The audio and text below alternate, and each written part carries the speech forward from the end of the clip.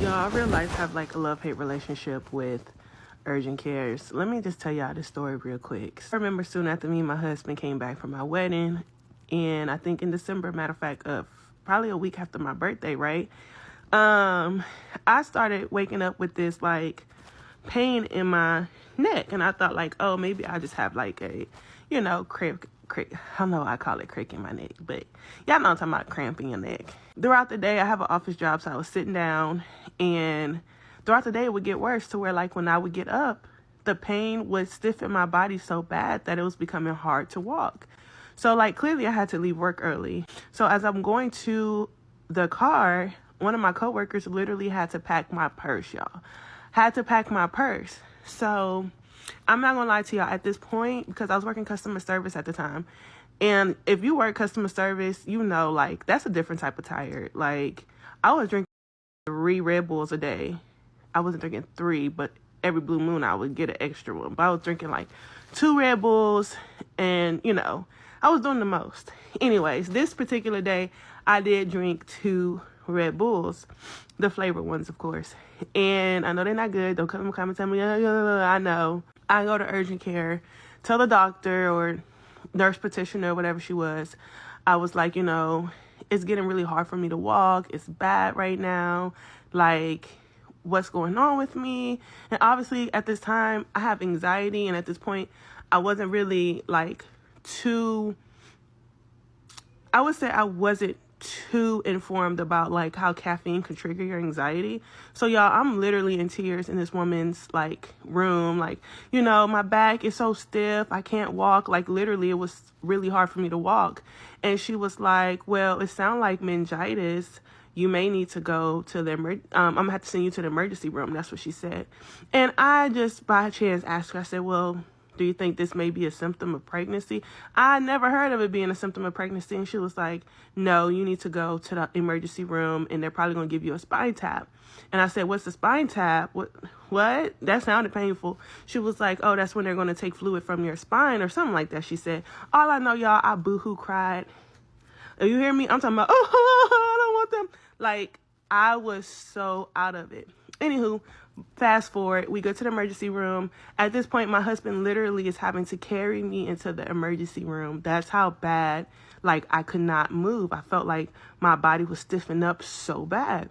So we get to the emergency room, and they start running all these tests on me, heart, everything.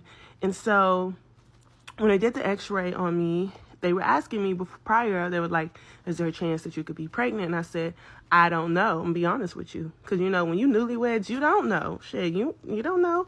But like, I was like, I don't know. And so they did an x-ray, I guess on like my top half, like to see my heart or whatever. And my husband, he looked concerned when he came back in the room talking about, it was gray around your heart. Y'all know what color x-rays is. Please stop. He was just probably freaking out because, we just got married and we don't know what's going on with me. So after he said something about my heart, that's when they sent a cardiologist in the room to like perform some extra tests. So now my husband is really looking at me side eye like, girl, I just married you and you trying to pull this on me now. But we were like, that's just our dark humor, right? So everything came back good.